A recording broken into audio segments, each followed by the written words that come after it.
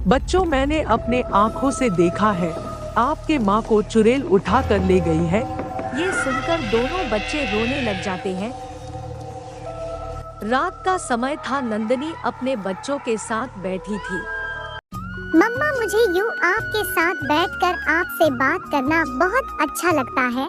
मम्मा, जब आप छोटी थी तब आप भी ऐसे ही अपने मम्मा के साथ लेटा करती थी। मुझे अच्छे से याद है, मैं अपने माँ के बिना खाना भी नहीं खाया करती थी। मेरी माँ मुझसे बहुत प्यार करती थी। और फिर एक रात जब तेज बारिश में मेरी माँ मुझे छोड़ के चली गई तो मैं बहुत रोई।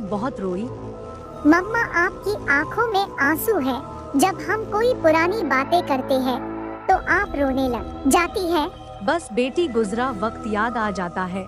बबलू, मेरे बेटे, तुम अपनी बहन का अच्छे से ख्याल रखना, कोई दुख मत देना मेरी बेटी को। मम्मा, आप ये कैसी बातें कर रही है? हम ऐसे ही साथ रहेंगे। सुबह हो जाती है। नंदनी अपने बच्चों के खाने के लिए सब्जी लेने जाती है।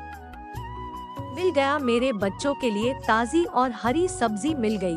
मेरे बच्चे देखकर बहुत खुश हो जाएंगे। नंदनी अपने बच्चों के लिए सब्जी लेकर आ ही रही थी कि इतनी देर में पीछे से चुड़ैल आकर उस पे हमला कर देती है। जालिम चुड़ैल नंदनी को मार रही होती है।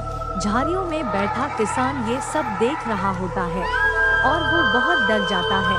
वो किसान चुड़ैल का मुकाबला कैसी कर सकता था। वो जालिम चुड़ैल नंदनी को मारकर अपने साथ ले जाती है।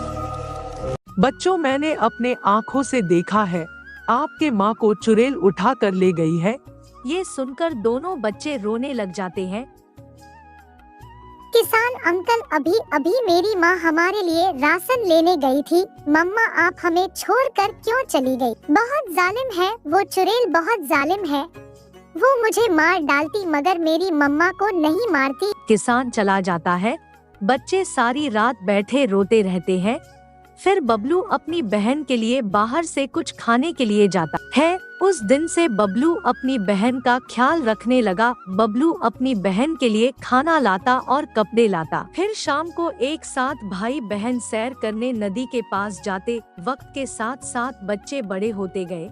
फिर एक दिन बबलू एक लड़की से शादी कर लेता है।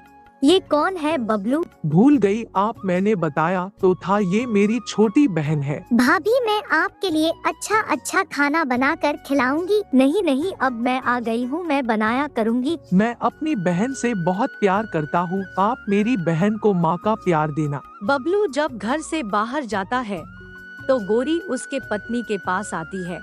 कहाँ है तुम्हारा नंद? वह तो अभी सो रही है। उससे तो तुम अपने जूते के नीचे रखना, वरना यह तुम्हारा कुछ नहीं बनने देगी। बबलू जो भी लाएगा इसी का ही होगा। मेरी माँ ने मुझे सब सिखा के भेजा है।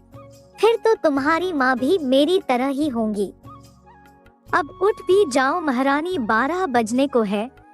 भाभी, खाना कहाँ है?